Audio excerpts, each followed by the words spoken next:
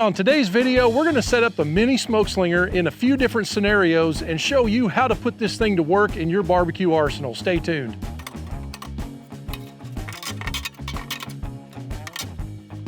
Hey, I'm Frank Cox. I'm known as the Barbecue Pit Engineer, and this is my Mini Smokeslinger. So chances are that you've been cruising around for a little bit and you saw our full-size smoke slinger. This is its little brother. So some people have space constraints and things like that, but the biggest question we get is, since we can do all of these other ways of cooking on the full-size smoke slinger, can we do that on the Mini Smokeslinger? So I'm gonna show you how to set this thing up today for a few different scenarios. And while you're here, by the way, if you don't mind, click that little bell and hit the subscribe button so you don't miss a thing. We've got a whole new series of videos coming out on the Mini, as well as a lot of fire management stuff coming up. Okay, so the first thing we got to talk about is the footprint of the Mini compared to the full-size smoke slinger. So the full-size smoke slinger is a full 24 inches deep and 48 inches wide. Give you an idea, you can do 8 pork butts on the full size. Now, it's the same size as like a 94-gallon offset or a 24x48 offset. It's the same footprint on that as it is on the full-size smoke slinger. Now, the Mini, the whole reason we call it the Mini is because it's shorter on the width, but the depth is the same and the height is the same. Basically, size constraints on people's patios, or there's a lot of guys that come up from like a WSM or a drum smoker, that kind of scenario, and they're trying to fit it in their, like Tetris this thing in on their patio so it makes sense. That's what this cooker's all about. So if a space constraint is important in your backyard scenario, this would be a good option for you.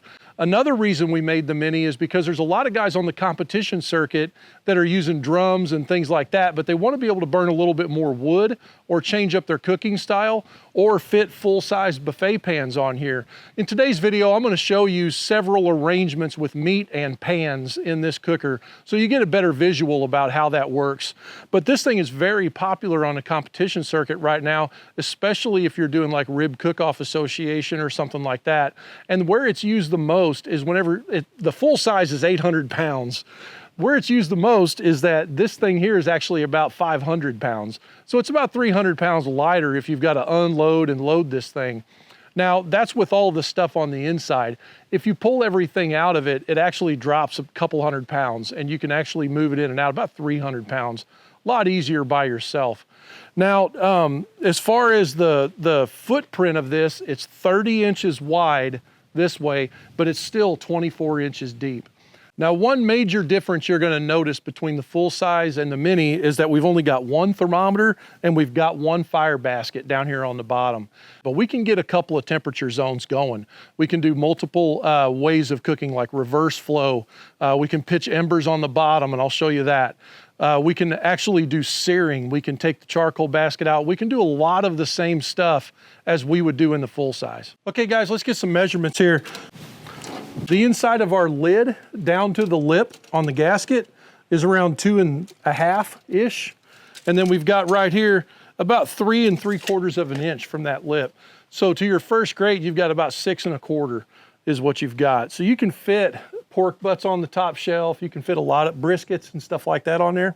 So if we spread these grates apart and we measure from this lip down to the second layer of cooking grates, there's 8 inches.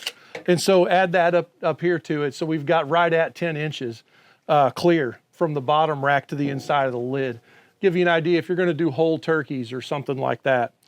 Now we can go ahead and measure these grates. With the grates touching in the middle, you got 27 inches by 22.5. Now you can spread these grates open, especially if you've got pans or something like that that you're trying to set in here. That'll bridge this gap. It's no problem. And that's the same on both layers of cooking grates. Okay, something else I thought would be fun to show real quick is capacity in briskets, pork butts, chickens. But I'm not going to cook any of this stuff today, so they're still in the wrapper, so don't laugh at me. But first thing I'm going to do is I've got these 2 full-size buffet pans. If you set those in there, they'll fit 2 side by side, and you've got plenty of room for airflow to go around them. You can put them in this orientation is best. And then that second rack right below, you could put more pans. So something else we're going to do is put some half pans in here. So here we got 4 of the standard buffet half buffet pan pans. and they fit perfect in here as well. And you've actually got more room for airflow in that scenario going around these pans as well. And the same amount of pans will fit on the second rack down, just to give you more of a visual of what we're working on. Now later today I will be cooking these, but right now I don't have time to trim them up and cook it. So we're just gonna set these pork butts on here and close the lid and just kind of show you how much room you've got. Now, I've only got 2 of them, so we're gonna set those on here and we're gonna pretend that they're still in place. So there's 2, right? And then of course that means you can do 3 here, and then you could do a 4th right in the middle. If you look, we can fit this butt all the way around it.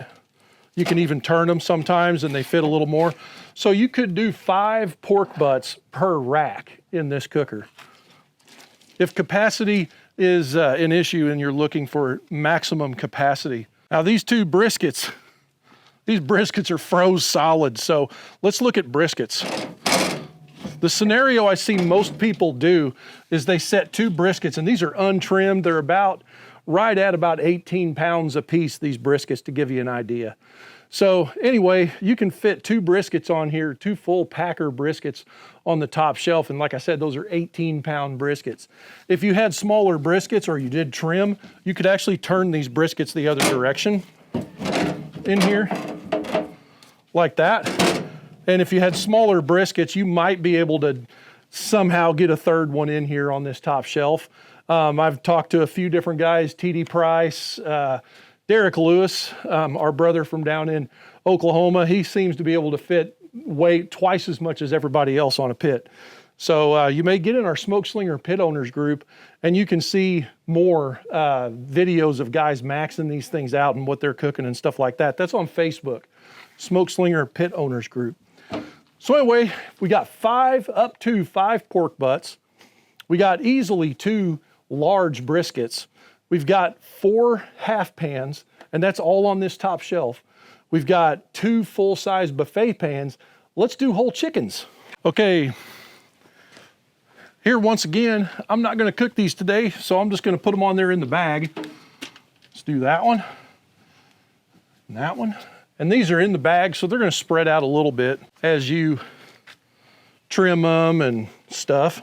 Without even trying to cram, we've got 6 on here, but I bet we can fit 8. What do you bet? 8 whole chickens. I know Derek could do it. There you go, guys. If you tie them up or tuck the wings or any scenario like that, you can easily fit 8 whole chickens on the Mini Smokeslinger. Okay, guys, now let's go ahead and take the insides of this apart and show you what we got, what we're working with. So right here, we've got our two cooking grates we had just talked about. To get those out of there, you just basically just prop it up from the middle and pull it out.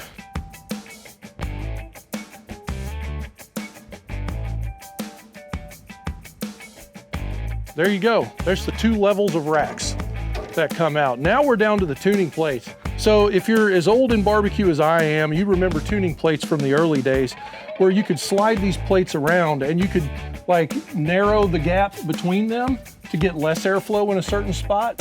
You could put them all the way touching. That actually will prevent airflow from coming up and you'll just get radiant heat. Or you can open them up and you can get a hot spot right there if you want.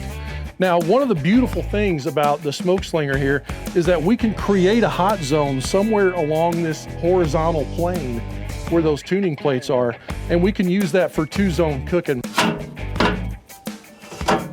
For instance, if you wanted to have all of these plates shoved one direction, and then you have your charcoal basket underneath, you're gonna have a cooler spot over here, and you're gonna have airflow coming up over here. So not just radiant heat, but convective heat as well on this one side. Now, there's 2 sets of vents on the Mini as well, just like the full-size Smokeslinger. So you could open those side vents on that end or this end, and that's gonna change the direction of your airflow under those plates. So as your heat's coming up under the baffle, under the tuning plates, if this is the only spot that's open, all of your air is gonna have to go this way. If you open these air inlets, the only way for the air to get out is gonna be out this side. You would ask, like, why in the world would I do that? Well, if you wanna have a really cold spot over here so that you can like coast or warm or melt something or whatever you're gonna do over here, without burning it or without it getting ahead of you. Like if you're gonna warm sauce or make sauce, sometimes you wanna simmer, you could actually slide your grates around. Like a lot of times when I'm cooking on either full size or the mini, I'll have a bottom grate in and I'll have a top grate in. So what I can do is, like if I wanted to have a sear, I would have the lower grate right over my hot spot and the cooler grate over up on top. So I'm not getting as much radiant heat under this grate, but I'm getting a lot right here. So I'm getting radiant and I'm getting airflow. You can even move these plates around so that you can control exactly where that airflow is coming up. And you can use that to sear steaks, a lot of different things like that. So that's the beauty of this scenario here that we've got with two racks that have come out. You can slide them back and forth if you use one on top, one on bottom. I actually, a lot of times I'll even take an iron skillet and I'll put that iron skillet or a Dutch oven on directly on the tuning plates right above that charcoal basket. And then you can actually do a two like this. You can come up in the middle and run air both ways so that you got your, whatever you're doing on the bottom, beans, you're doing something you're braising, whatever you're doing in that Dutch oven or in that skillet, bacon, like we made chicken pot pies one time, you can put that right on top of these tuning plates and you can use it just like an oven, but you're still at the same time able to do a pork butt on top or whatever. Another awesome scenario is over the top chili and stuff like that. So anyway, you're only limited by your imagination with this cooker. Okay, so now let's talk about how to get an even temperature in this cooker. So remember, we've got two exhausts on one side and two exhausts on the other. And our charcoal basket in this cooker is dead center in the middle. So if I wanted to have a dead even temperature in this cooker, what I would do is I would position these plates directly over the top of this charcoal basket, and I would have either touching plates or small gaps between them. Maybe something like this, right there. And then I would go ahead and space a bigger space on the outsides on those plates. Now, there's no wrong way to set this up. You're just gonna mess with your temperature zones, however you wanna do it, and control your airflow by opening and closing the gaps in between these plates. Now you can load this charcoal basket up, which we're gonna do here in a minute, and I'll show you how to get a long burn out of that charcoal basket.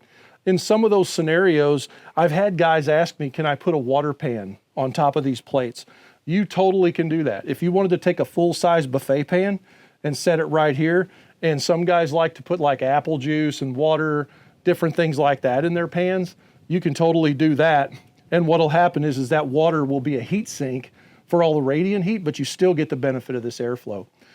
Now, my favorite scenario in the Mini is gonna be reverse flow mode. So reverse flow mode is where I would shove all of these plates together and push them off to one side. And then I would go ahead and open up the exhausts on that same side over there. So your air is gonna go from the charcoal basket up. You'll get radiant heat in here. Your air is gonna come around this way. It's gonna roll off the top of the lid is what it does in here. So you're gonna get that downward convection just like you would on an offset. And then that airflow is gonna go out the other way. So it's making a U-turn, which is why they call it reverse flow mode. Okay guys, we're gonna pull these tuning plates out and let you see what the charcoal basket looks like inside. And the plates just lift out. Just get you a small gap between. You can just lift and tilt.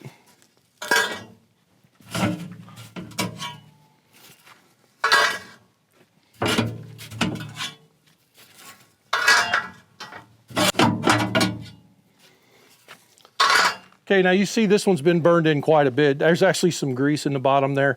So one thing to note about the grease that renders from this, a lot of it just burns up on the tuning plates. It like sizzles and boils off. You don't really have enough grease like to actually worry about a grease fire. But anyway, you'll see there's some in the bottom right here. I never actually have any drain out of my pit. There's a hole in the bottom that you would put like a half pan or a full pan underneath, and you can catch the grease, but I actually never have any leaking out, so I don't even really worry about it.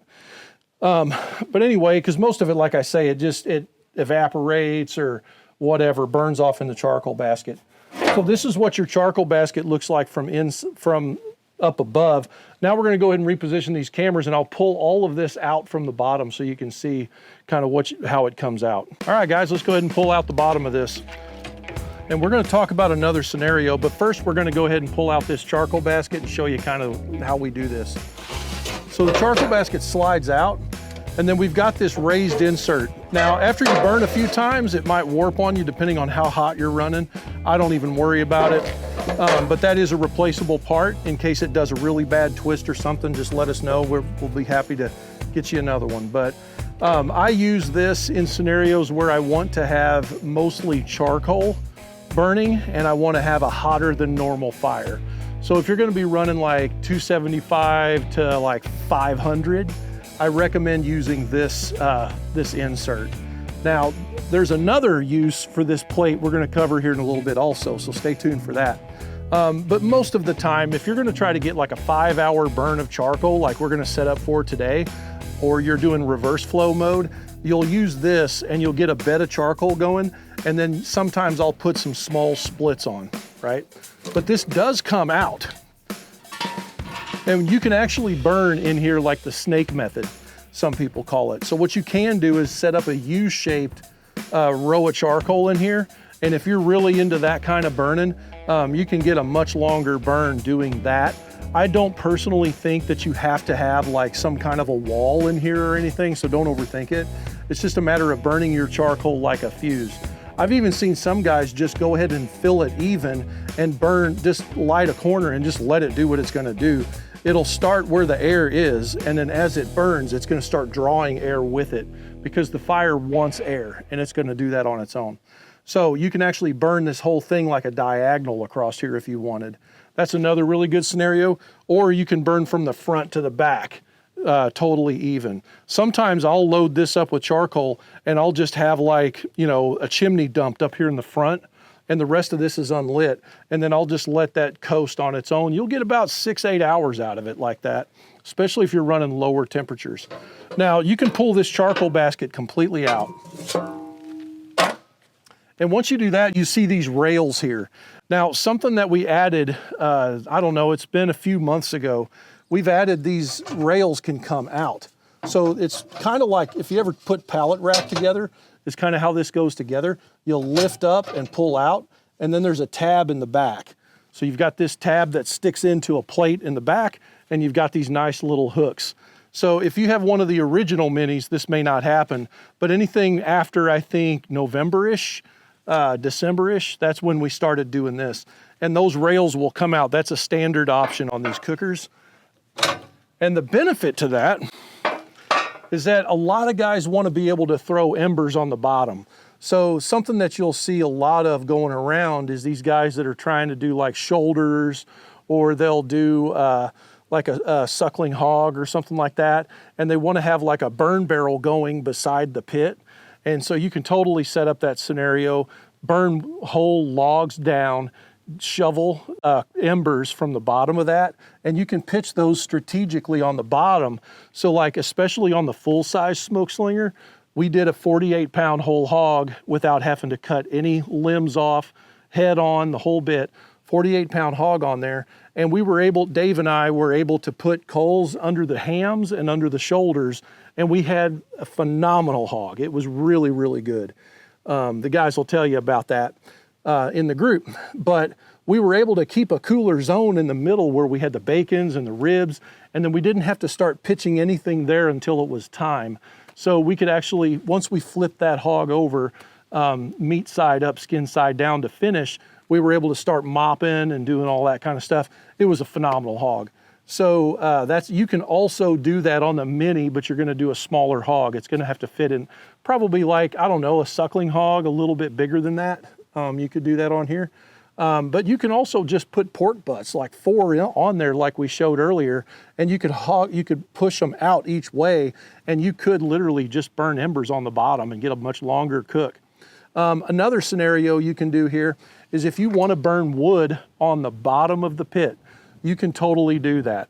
What I would do in that scenario, if you want to burn like you would on an offset, is I would actually burn my fire all the way off to one side without the rails, without the charcoal basket. And what you would do is have your fire going like right here. And when you have your fire going like right here, you can actually open up your tuning plates and have your gap right here. And then what'll happen is that fire will come up, and then it can go out that way if you set it up in that scenario. Now, another tip about this charcoal basket, you can actually take it out and set it down on the bottom if you're really worried about managing your fire. And you can actually set it in here like this and then burn your coals and everything inside of the basket over here to this side. But then that's not all. You could actually take these rails and elevate that basket up off the bottom if you don't want that basket sitting directly on the bottom because you've got grease you want to render or whatever's happening there. So now we have a whole nother scenario here. You can actually maintain your fire from this door by adding charcoal or wood or whatever you're going to do this way without having to take any of your cooking grates out. And you can burn a lot longer that way if you're burning all wood.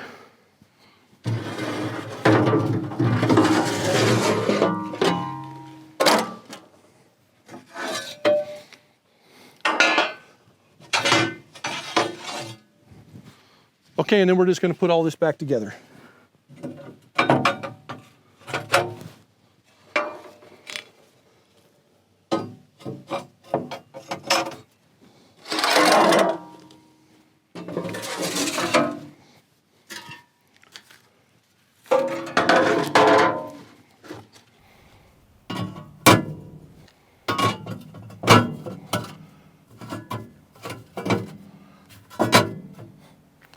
Okay, but wait, there's one more scenario that we can do here with this charcoal basket. I'm gonna go ahead and show it to you.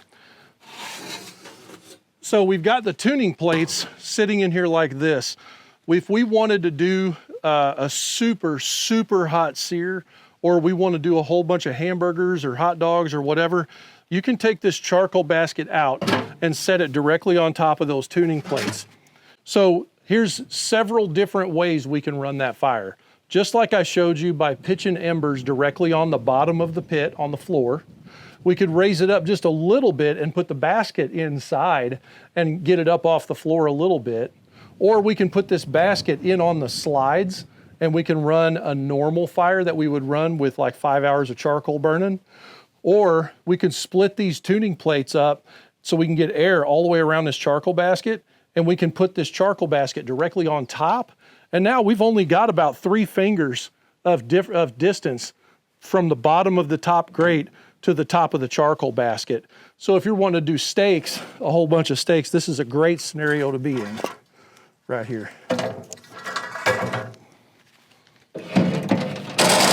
There we go, just like that. And then if you don't have a lot to cook, just use one basket and you can slide this off to one side so you can coast and move your grate around, while, like have your fire right here, open those exhausts, then you can slide over the coals or slide off the coals, and you can like reverse sear that way. 2 different temperature zones. Pretty phenomenal. Okay, there's one more thing I got to show you while we got the charcoal basket up here on top. And that's our plancha attachments.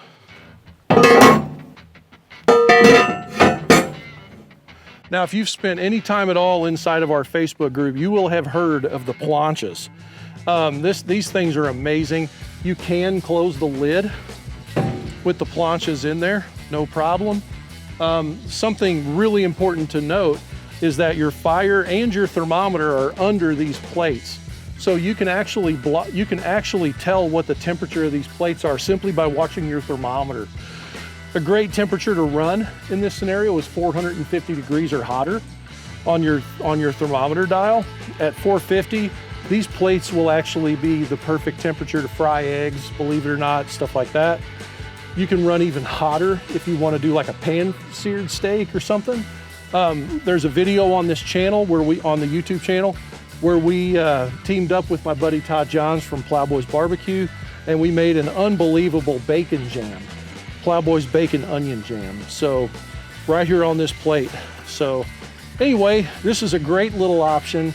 If you're getting a smoke slinger, I recommend that you get these plates You know, breakfast, pancakes, dirty eggs, or migas, some people call them, anything like that, hamburgers, smash burgers, whatever.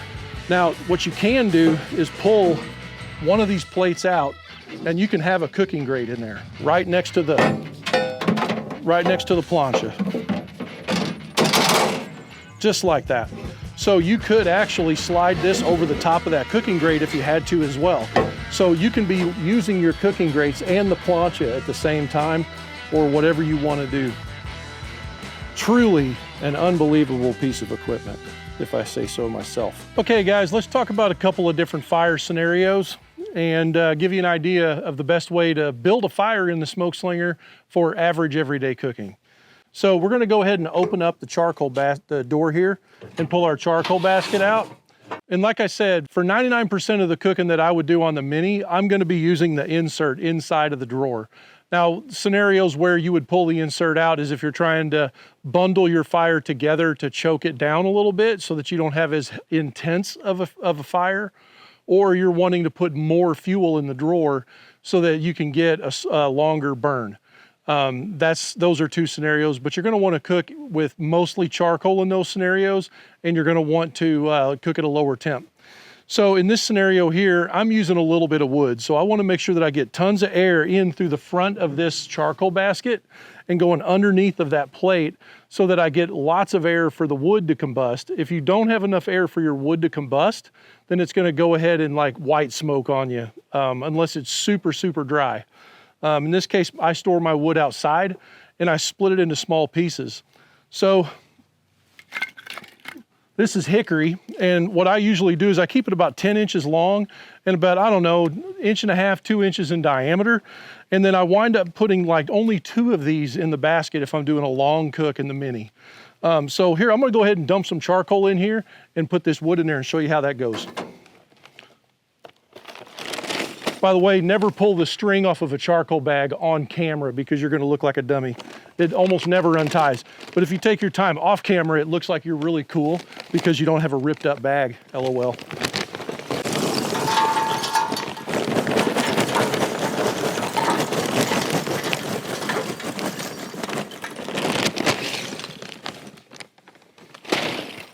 Okay, and I don't go crazy trying to fill this drawer up.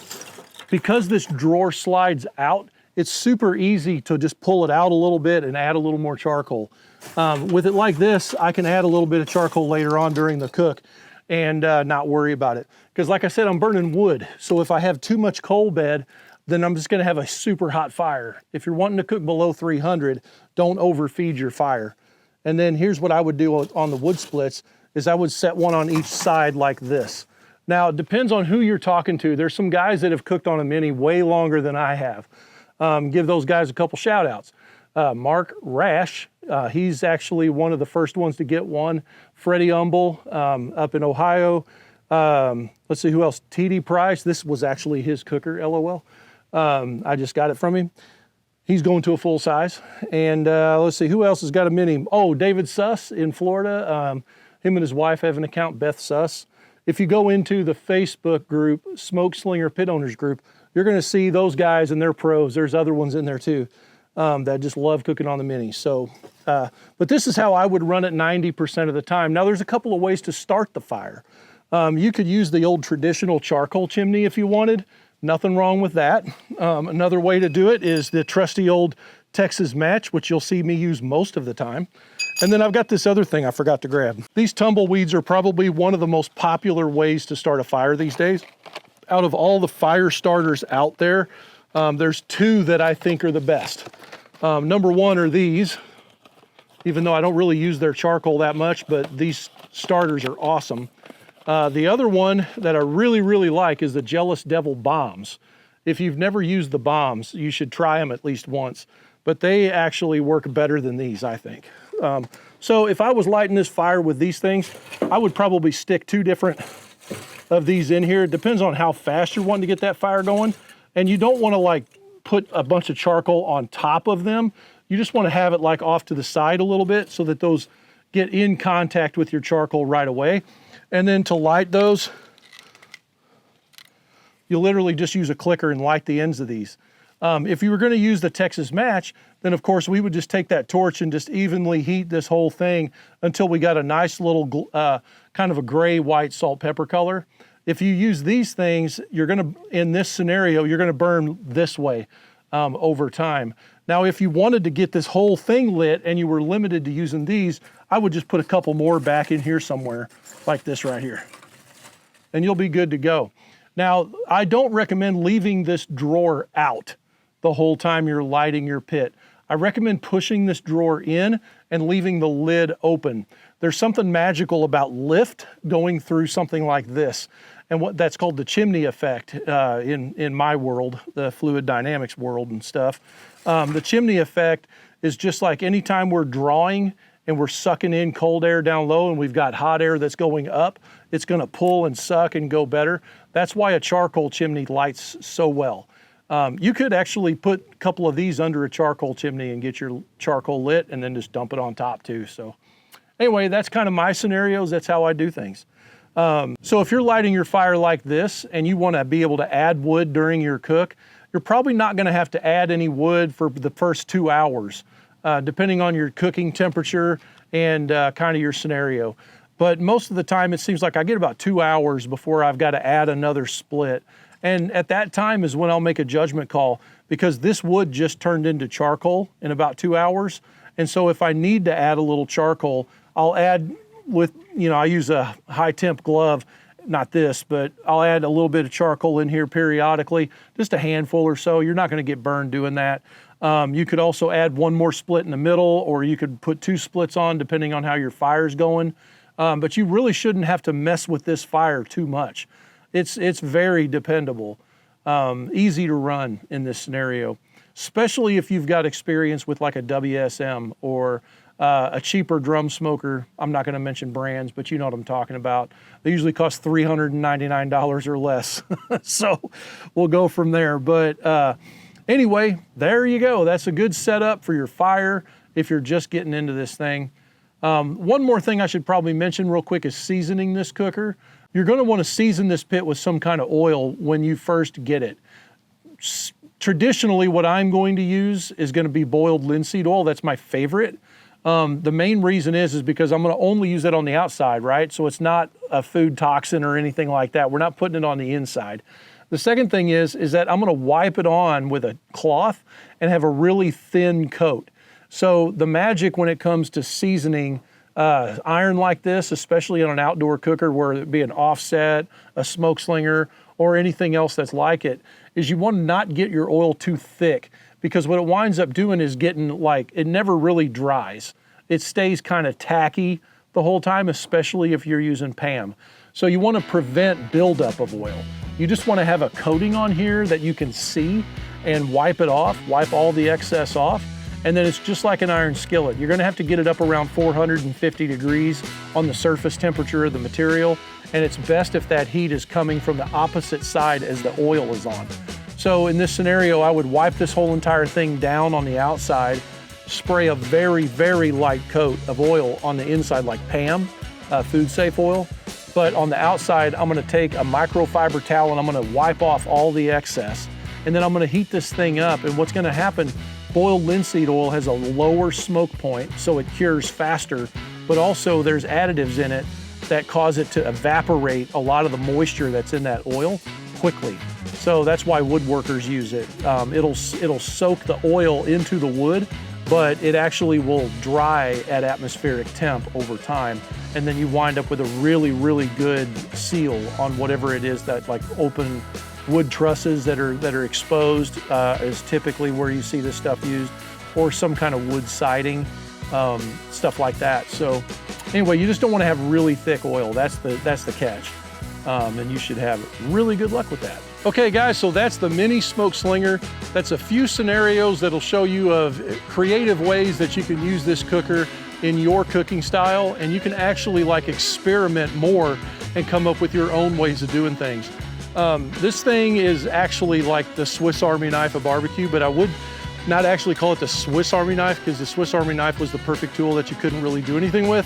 So maybe the Gerber multi-tool or the Leatherman. of barbecue cookers. Your only limitation in your barbecue lifestyle you have is your imagination. So go ahead and get yourself a mini or a full-size smoke slinger. Let the experimentation begin and have fun. Join our Facebook group, the Smoke Slinger Pit Owners Group. And when you get in that group, you'll see a whole bunch of guys just like you that are crazy about this. Super positive atmosphere. We don't tolerate any hate at all. And you're gonna get a lot of constructive ideas and things like that from people that actually own these things and cook on them. So anyway, appreciate you. Join the Smoke Slinger family. Until next time, keep your smoke thin and blue, and we'll see you on the flip side.